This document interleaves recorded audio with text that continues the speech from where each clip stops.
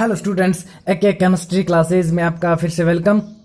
और आज हम कार्बोक्सिलिक एसिड का एक न्यू टॉपिक लेकर आए हैं, वो एसिडिटी ऑफ कार्बोक्सिलिक एसिड्स।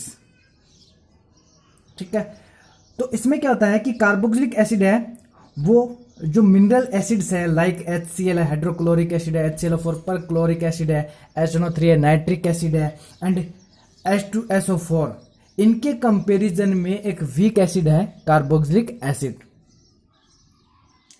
अब कोई भी एसिड है, इस बात का जो हम पता करते हैं तो उसका एक्वस सॉल्यूशन बनाते हैं, यानी इसको वाटर में क्या करते हैं, सोल्यूबल करते हैं। तो अगर कार्बोक्सिलिक एसिड किसी भी मान लीजिए एसिड को जब वाटर में सोल्यूबल करते हैं तो वो प्रोटॉन H+ आयन क्या करता है,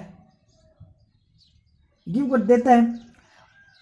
तो ऐसे ही क्या होगा, कार्बोक्सिलिक एसिड है, इसको भी वाटर में सोल्यूबल करेंगे तो ये क्या करेगा, एक तो कार्बोक्सिलेट एनाइन और एक हाइड्रोनियम आयन में क्या हो जाएगा, डिसोसिएट हो जाएगा।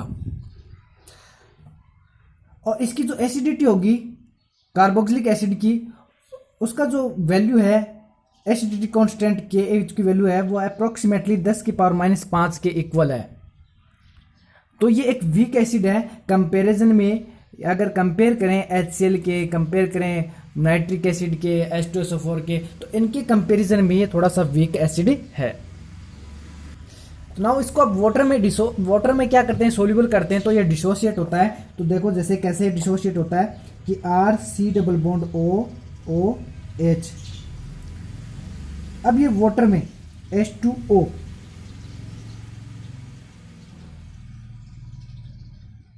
ये H2O मॉलिक्यूल है, इसके पास क्या है, लोन पेयर ऑक्सीजन एटम पे।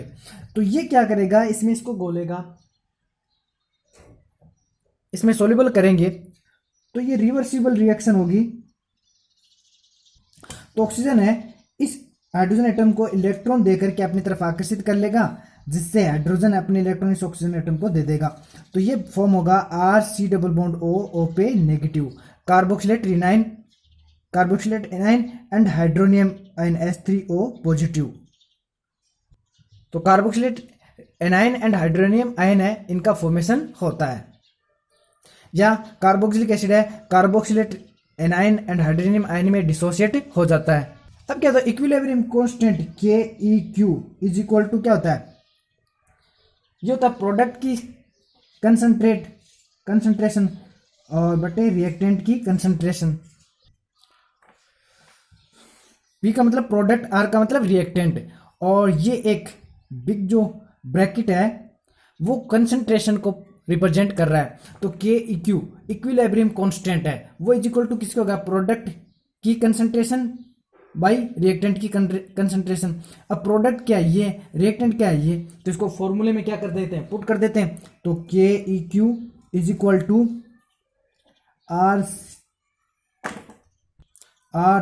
RC+O माइनस इसकी कंसंट्रेशन यानी कार्बोक्सिलेट एनाइन की कंसंट्रेशन, हाइड्रोनियम आयन की कंसंट्रेशन बाई रिएक्टेंट क्या है, कार्बोक्सिलिक एसिड, इसको ऐसे लिख सकते हैं, इसकी कंसंट्रेशन इनटू वाटर H2O की कंसंट्रेशन।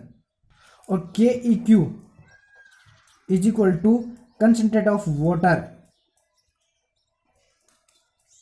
क्योंकि वाटर है वाटर एक डाइल्यूट है, मोर डाइल्यूट होने के कारण है, तो इक्विलिब्रियम कांस्टेंट इसकी कंसंट्रेशन के इक्वल हो जाएगा। तो शो क्या हो गया, KH2O की concentration is equal to KA, acidity constant के इक्वल हो जाएगा ये। तो KA क्या है, एसिडिटी कांस्टेंट। तो we write KA concentrate of carboxylate anion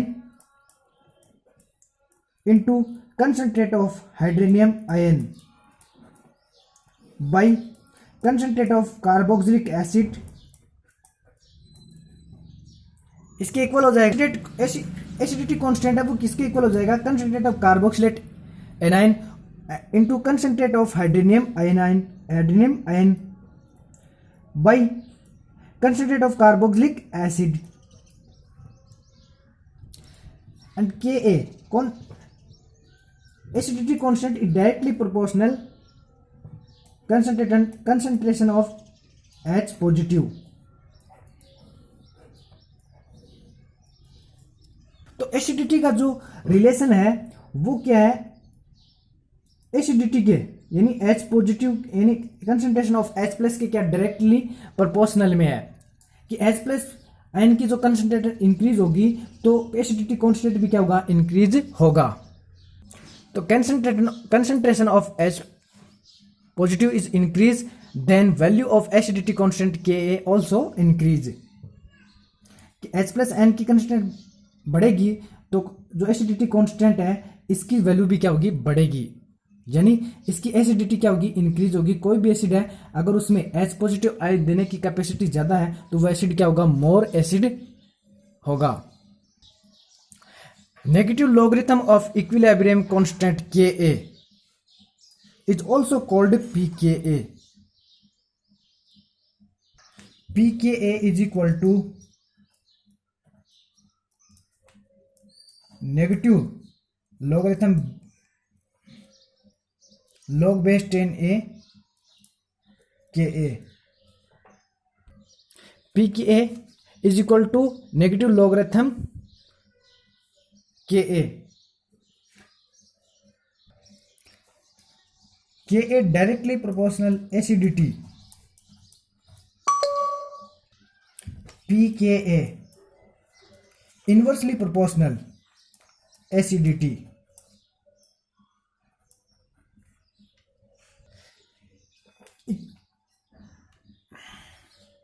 acidity constant का मान का वैल्यू इंक्रीज होगा तो एसिडिटी इंक्रीज होगी, और जो pKa का मान इंक्रीज होगा तो एसिडिटी क्या होगी, डिक्रीज होगी।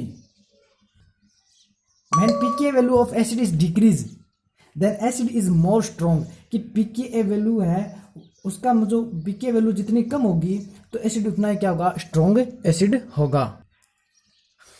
Acidity increase order of carboxylic acid depend on value of Ka।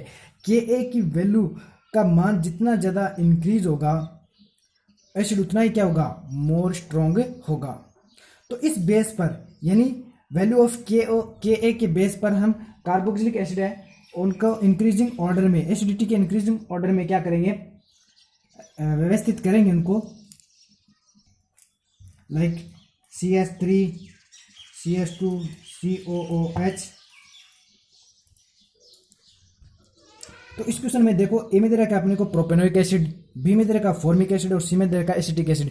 तो इनके देखो Ka की जो वैल्यू है वो देखो प्रोपेनोइक ए 1.4 इंटू 10⁻⁵ और फॉर्मिक एसिड की 17.7 इंटू 10⁻⁵ और जो एसिटिक एसिड है इसकी है Ka की वैल्यू है 1.75 इंटू 10⁻⁵। अब इसमें जब Ka की वैल्यू जिनकी सबसे ज़्यादा होगी वो मोर एसिड होगा, और जो जिसकी सबसे कम होगी Ka वैल्यू वो सबसे वीक एसिड होगा इनमें, इनके कंपैरिजन में। तो यहाँ देखो सबसे कम Ka वैल्यू प्रोपेनोइक एसिड है तो क्या हो जाएगा A। इन 3 एसिड में से प्रोपेनोइक एसिड सबसे वीक एसिड होगा, फिर एसिटिक एसिड होगा C वाला CH3COOH, क्योंकि इसका जो Ka की वैल्यू है वो प्रोपेनोइक एसिड से थोड़ी सी ज़्यादा है, और इससे भी ज़्यादा इससे भी इंक्रीज किसकी है, फॉर्मिक एसिड B की HCOOH। तो सबसे ज़्यादा जो Ka की वैल्यू वो फॉर्मिक एसिड की है, इसलिए वो सबसे इनमें बेस्ट एसिड है। सब फॉर्मिक एसिड है वो सबसे बेस्ट एसिड है, इनमें सबसे ज़्यादा इसकी जो एसिडिटी है वो फॉर्मिक एसिड की होगी। K is directly proportional acidity. तो Ka का मान K की वैल्यू जितनी ज़्यादा होगी वह एसिड उतना ही ज़्यादा स्ट्रॉन्ग एसिड होगा।